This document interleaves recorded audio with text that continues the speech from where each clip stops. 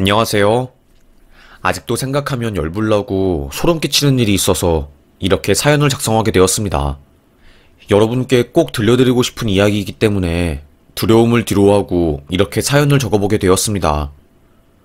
저는 결혼을 한 사람이었어요.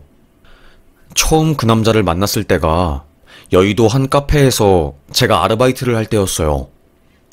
그때 제가 어머니가 돌아가시고 나서 동생 병원비를 버느라 정말로 밤낮 없이 알바만 하면서 살았거든요. 미친 듯이 정신이 없었지요.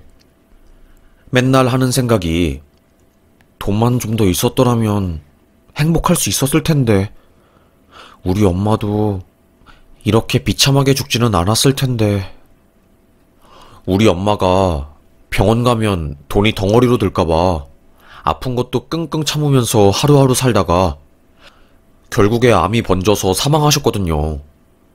어떻게 보면 이렇게 먹을 게 많고 굶어 죽지 않고 행복하게 살 수 있는 21세기에서 돈이 없어서 치료를 받지 못하고 죽었다는 사실이 굉장히 야만적으로 들리기도 해요. 하지만 이건 현실이었고 제가 겪고 있는 지옥이었어요. 여의도에서 멋진 정장을 입고 하나둘 가슴팍에 멋진 배지를 달고 전문직임을 나타내거나 혹은 억대 연봉을 자랑하는 여의도 증권회사 사람으로서의 두각을 나타내는 모습을 보면 되게 부러웠어요. 나는 죽었다 깨어나도 저들처럼 잘난 인생을 살지 못하겠지. 나한테는 아픈 동생이 있고 책임져야 할 가족이니까. 저는 오포 세대였습니다. 결혼 포기, 연애 포기, 행복 포기, 여유 포기, 노년 포기 인생이었지요. 그럼에도 불구하고 꿈과 희망까지 포기하기는 싫더라고요. 제 예전 꿈은 미술가였습니다. 멋진 화가가 되어서 인정받는 작가님이 되고 싶었고, 그런 작가가 되어서 찬란하게 사는 게 제 꿈이었어요.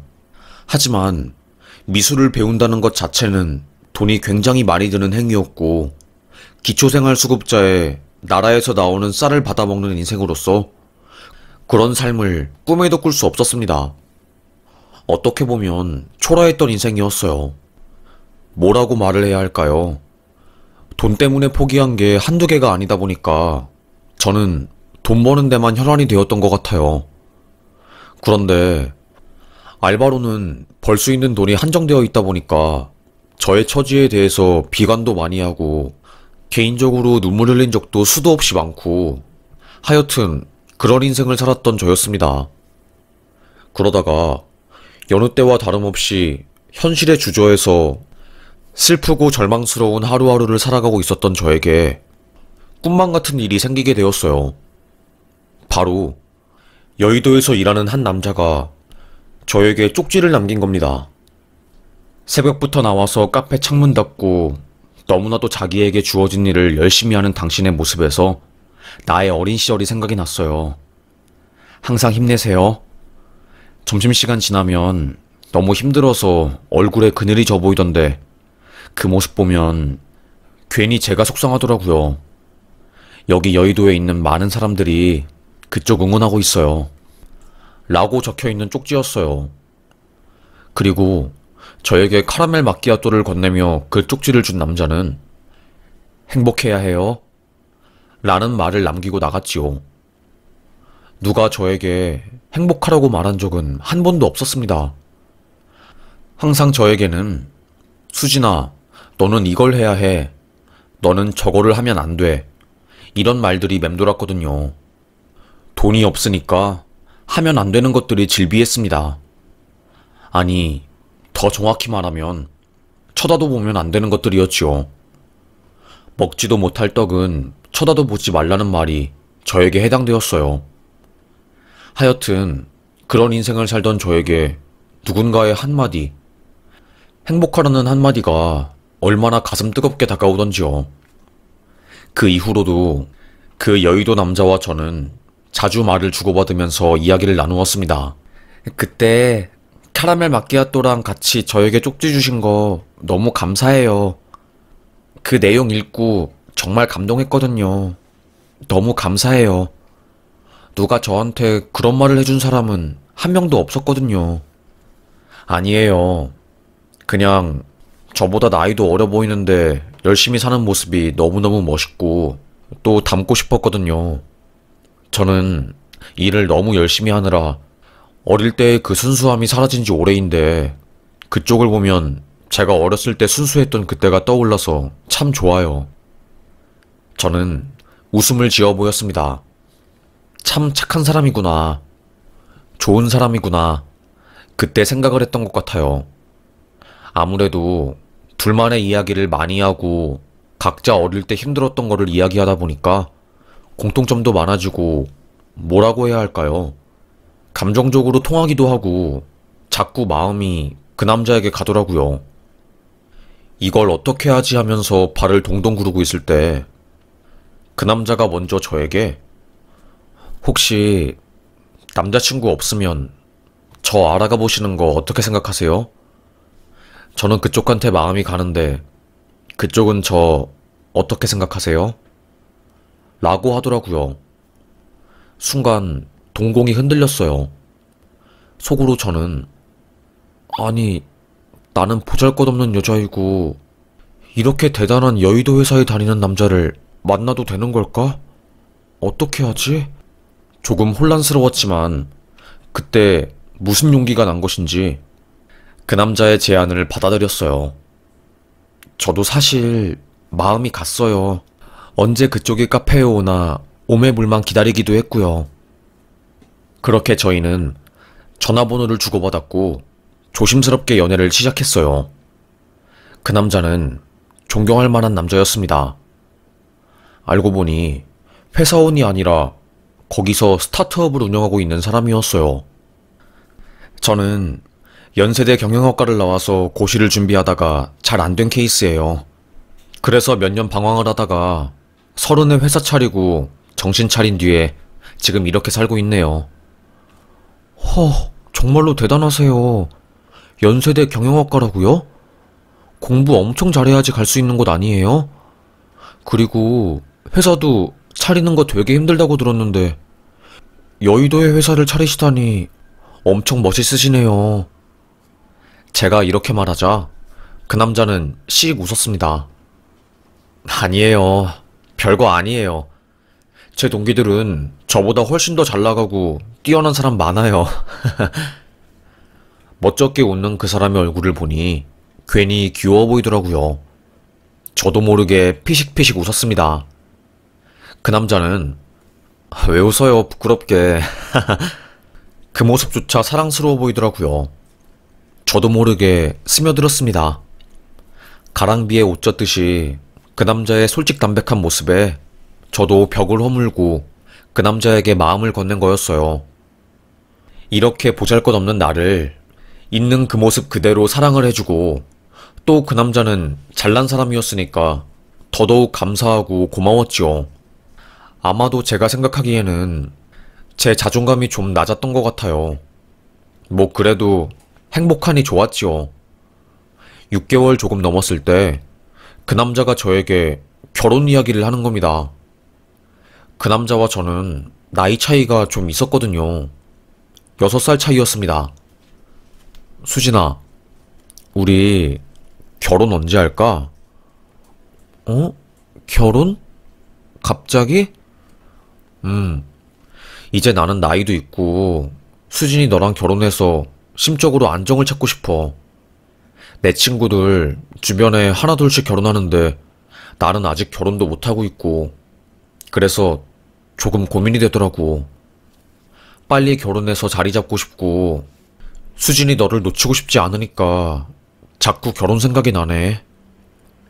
그 남자는 결혼 정년기에 있었고 저는 아직 20대라서 결혼이라는 말이 조금 멀게 느껴졌어요. 약간은 혼란스러웠지만 이 남자를 놓치고 싶지 않았습니다. 머리로는 안 된다는 것을 알고 있었지만 몸은 이미 끌리고 있었어요. 아니야, 아직 나는 결혼하면 안 되는데. 너무 이른데. 첫 남자친구이고 남자 보는 눈도 낮은데.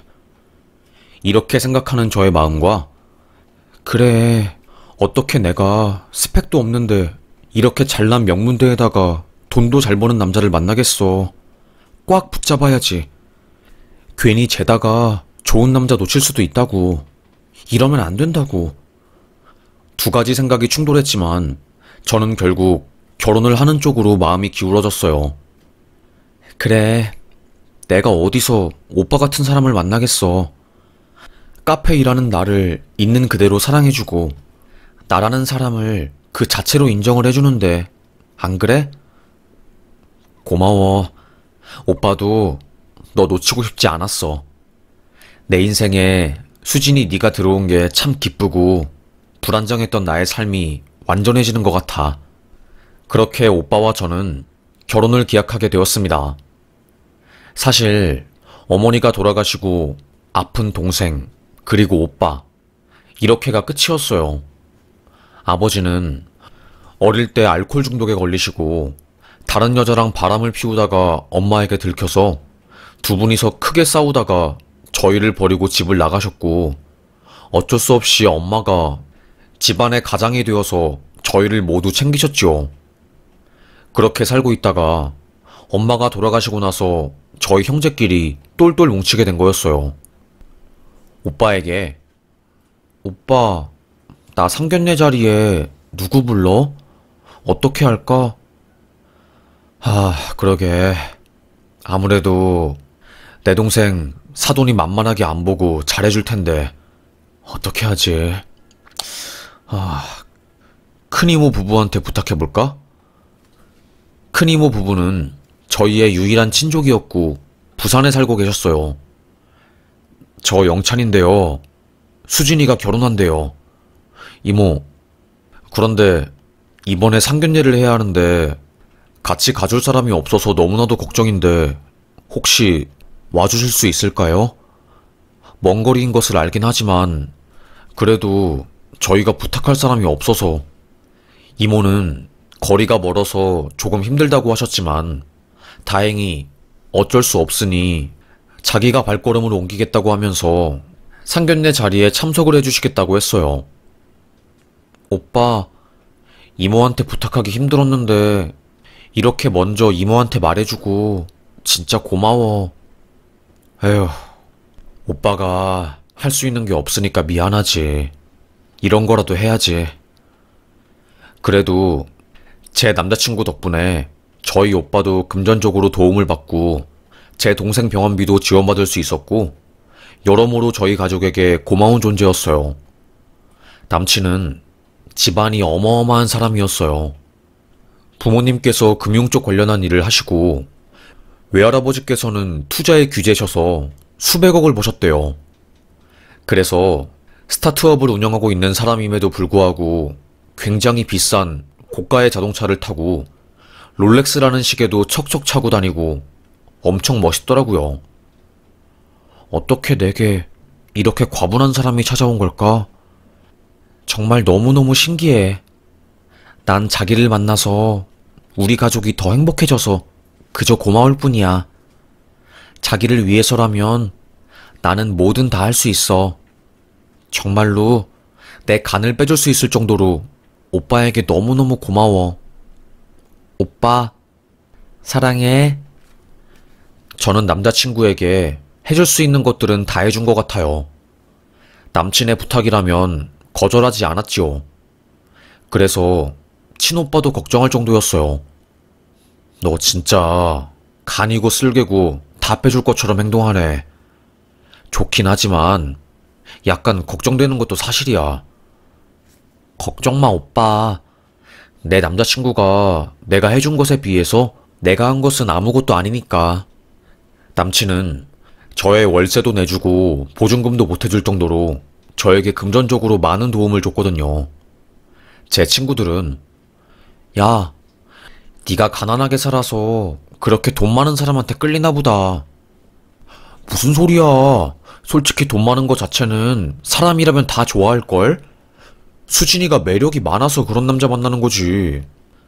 약간 농담 반 진담 반으로 돈 많은 남자를 만나는 저를 부럽다는 말도 하고 그랬어요.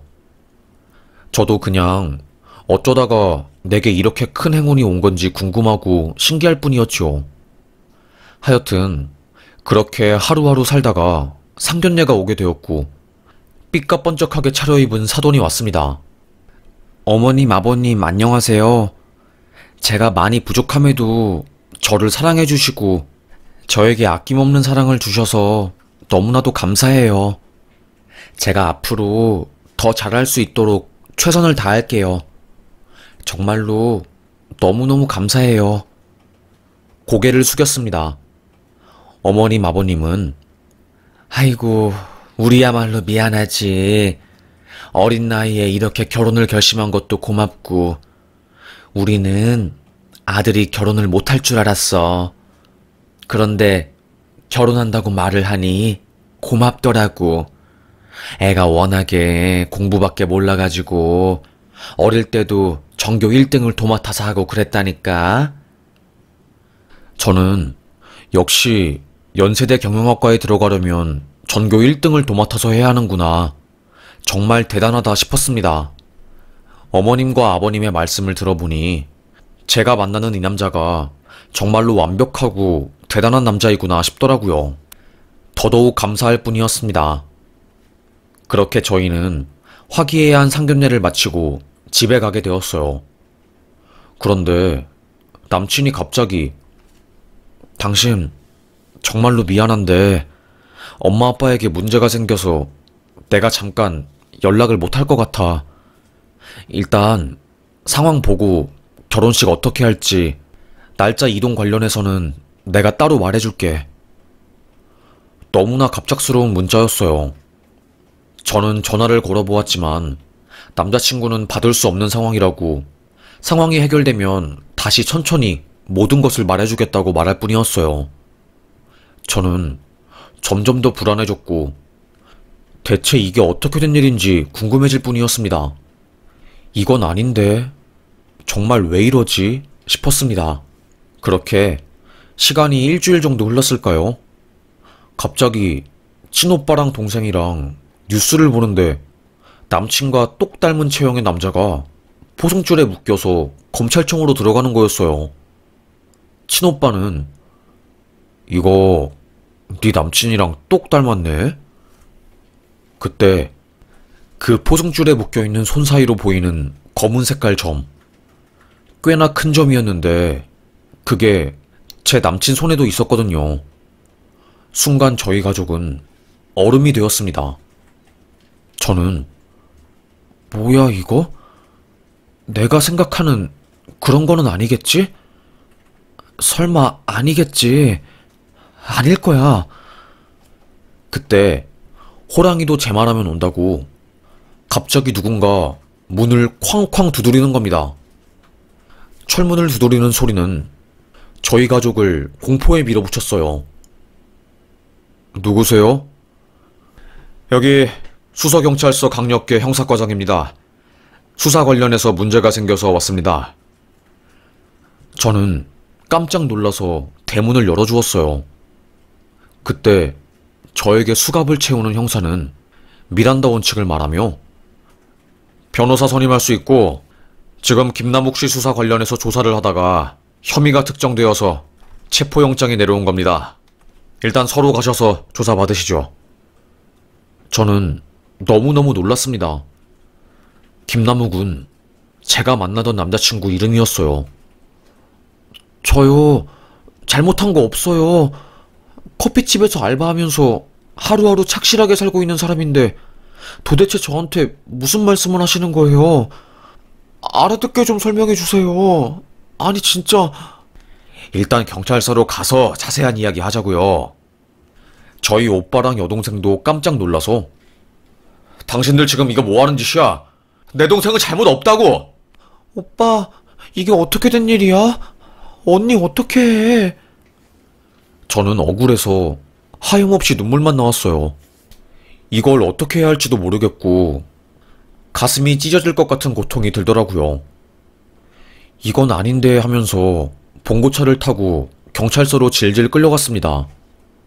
그리고 서에 가서 저는 알게 되었어요. 지금 서수진 씨는 보이스피싱 가당 관련자, 피의자로 지목되어서 수사받는 겁니다. 김남욱 씨 약혼녀이시고요.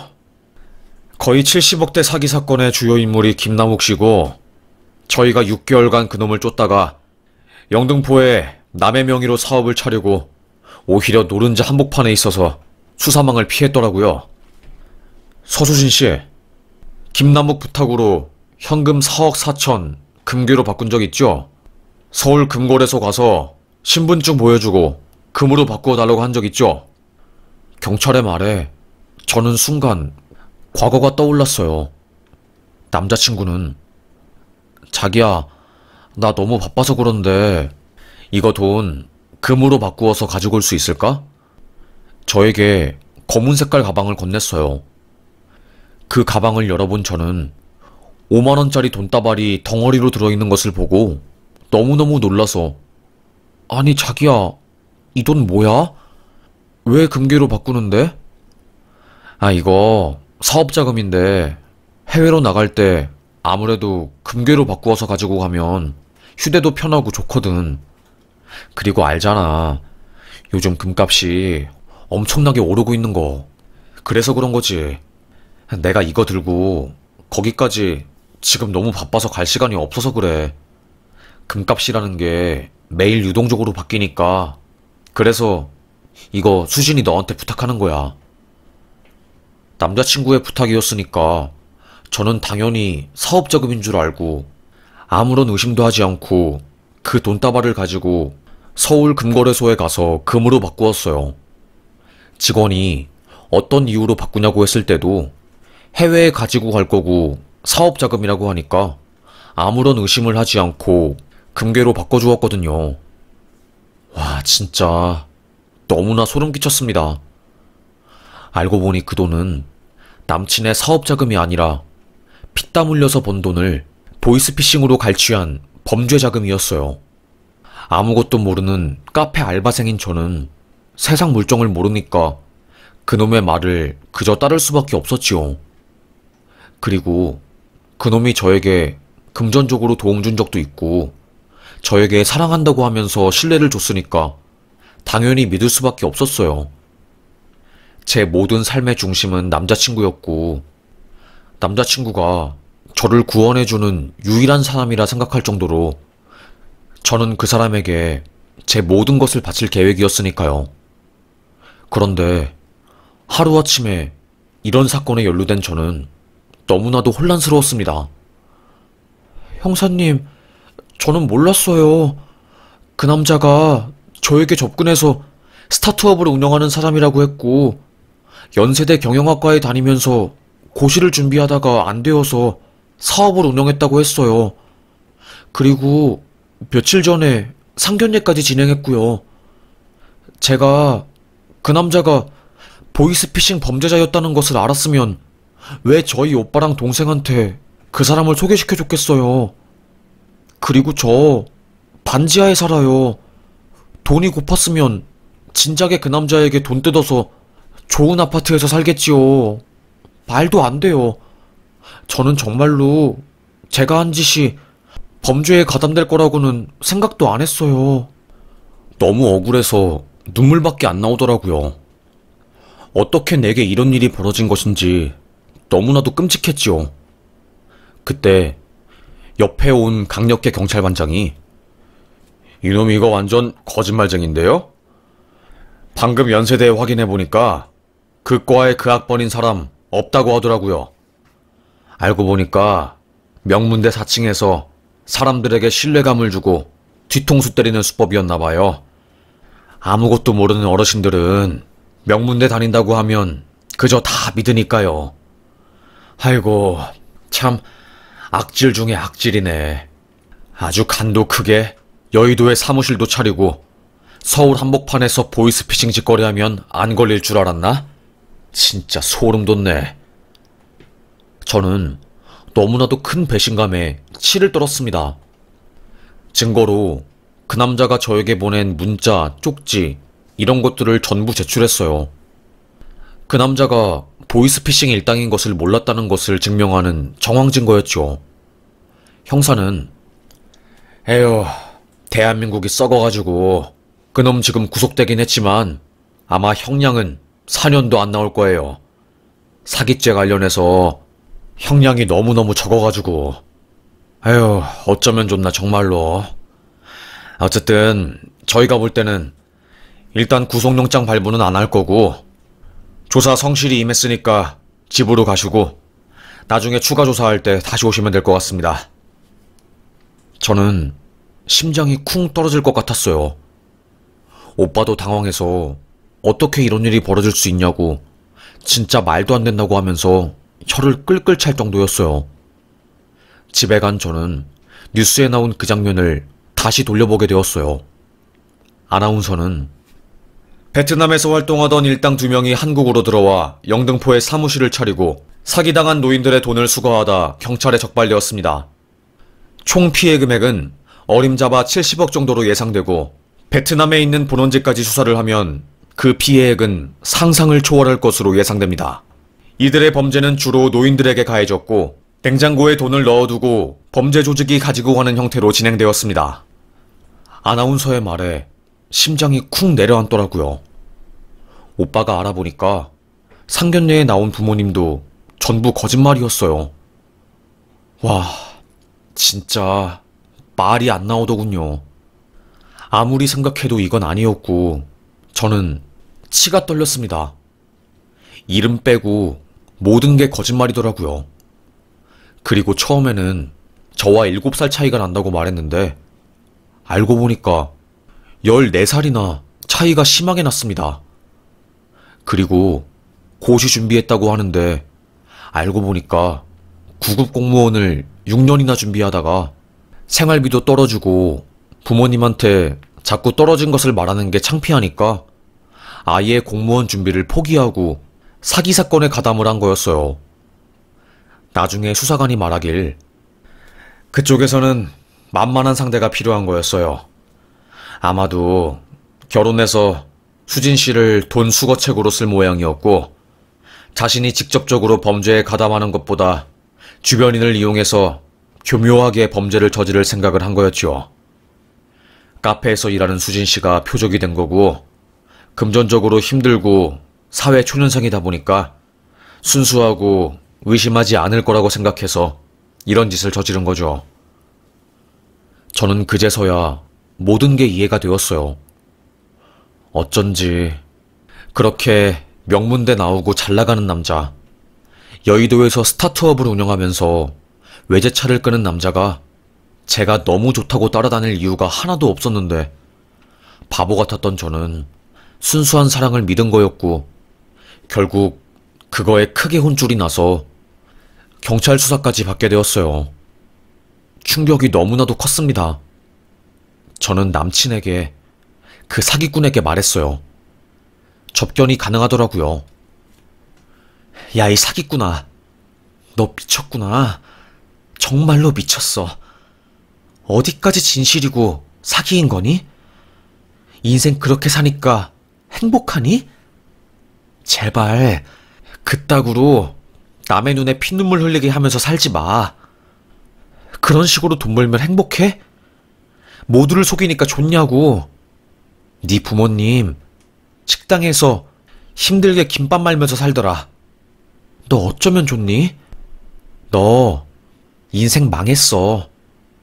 이제 너 감옥에서 썩을 거니까 거기서 고통스럽게 하루하루 살았으면 좋겠다.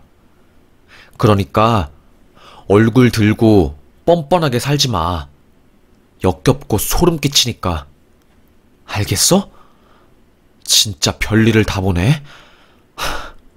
너 같은 애를 만난 내가 미쳤지 미쳤어. 앞으로 절대로 내 눈앞에 띄지 마. 이렇게 저는 연락을 보내고 그놈과 연을 끊어버렸습니다. 저는 다행히 의도적으로 한 행위가 아니었기 때문에 혐의 자체는 인정이 되지만 고의성은 없었기 때문에 집행유예를 선고받았네요. 에휴, 저는 한동안 충격으로 집에서 나오지도 못하고 카페 일도 못한 채로 살았습니다. 그나마 동생과 오빠가 저를 챙겨주고 부산에서 소식을 들은 상견례장에 같이 와주신 부산 이모가 저희 집까지 와서 저를 챙겨준 덕에 제가 힘을 내서 다시 살아갈 수 있게 되었어요. 아직도 그날만 생각하면 트라우마가 올라와서 소름이 끼쳐요. 여의도에는 그놈의 이야기가 파다했대요. 카페 사장님은 와, 소름 끼친다. 그 사람 말하는 거지? 너한테 쪽지 준 그 남자. 그 남자가 유명한 투자자로 주변에 자기를 소개해서 사람들이 다 속았대. 그래서 여의도 증권맨들이 그 사람한테 돈 몇 억씩 투자했다네. 그렇게 똑똑한 놈들도 그런 사기꾼한테 속으니까 너무 속상해하지 마. 작정하고 사람 속이려고 하면 어떻게 당해내겠어. 수진 씨가 바보라서 당한 게 아니라 그놈이 쓰레기라서 수진 씨가 그저 운이 없었을 뿐이야. 카페 사장님의 말에 많은 위로를 받았네요. 나중에 경찰 조사를 하면서 알아보니까 이런 식으로 자신의 정체를 숨기고 주변 사람들을 속이고 심지어는 부모님한테까지 속이는 사람들이 많다고 하네요.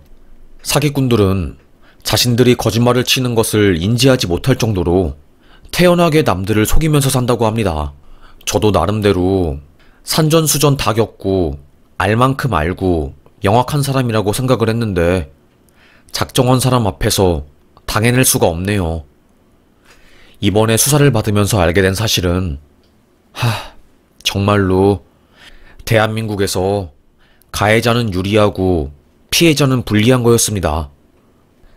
그놈에게 돈을 사기당한 사람 중에는 결혼자금을 사기당한 사람도 있었고 말기암 치료비를 모으기 위해서 적금을 들었다가 아들이 위독하다는 말을 듣고 송금을 했다가 돈을 뺏긴 사람들도 있었고 정말 별의별 일이 다 있더라고요.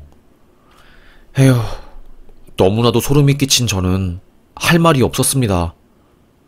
하여튼 그렇게 저는 겨우겨우 마음을 추슬러서 지금은 카페에서 더 이상 일하지 않고 작은 사무소에 들어가서 격리 일을 하면서 살고 있네요. 힘들게 살아와서 이제 좀 좋은 사람 만나서 인생 펴고 살려나 싶었는데 사기꾼에게 제대로 걸렸습니다. 여러분도 조심하세요. 주로 보이스피싱의 대부분 내용은 주변 가족들이 위급하다고 하거나 납치되었다고 하거나 아니면 요즘은 검찰 사칭을 그렇게 많이 한대요. 그래서 어르신분들은 홀짝 속아서 자신의 노후 자금을 다 날리시더라고요. 저도 생각하면 너무너무 억울하고 그러네요. 저도 어찌 보면 피해자니까요. 그래서 꼭 이런 심각한 상황을 알려드리고 싶어서 공익의 목적으로 글을 쓰게 되었습니다. 아직도 소름이 끼쳐요. 자기 부모님, 상견례에 데리고 온 사람도 가짜였고 자동차도 렌트에다가 잘 사는 척하는 모든 것들이 사기였다는 게 믿기지 않습니다. 부모님부터 자동차, 집, 직장, 학교까지 심지어 나이까지 거짓말이었네요. 에휴, 참 사는 게 뭐라고 힘든지 이제는 좀 대한민국이 바뀌어서 제발 사람들이 사람답게 살 수 있는 그런 환경이 되었으면 좋겠습니다.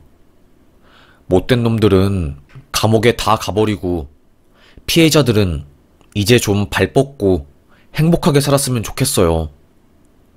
그리고 사기죄도 좀 강해졌으면 좋겠고 하여튼 요즘 심란하네요.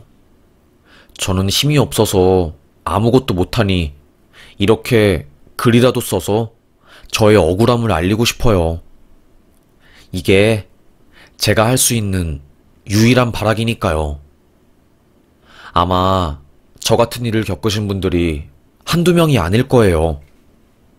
분명히 이 이야기를 듣고 있는 어떠한 분들도 이런 피해를 당해서 우울증도 걸리시고 심적으로 힘들어 하실 거예요. 하지만 우리 그럴수록 더 행복해지려고 노력해야 하는 것 같아요. 그딴 사기꾼 놈들 때문에 우리가 이렇게 고통스러우면 너무나도 억울하잖아요. 저도 그놈 때문에 극단적인 선택도 해보고 동생이 발견해서 겨우 병원으로 실려가서 목숨을 구한 적도 있어요.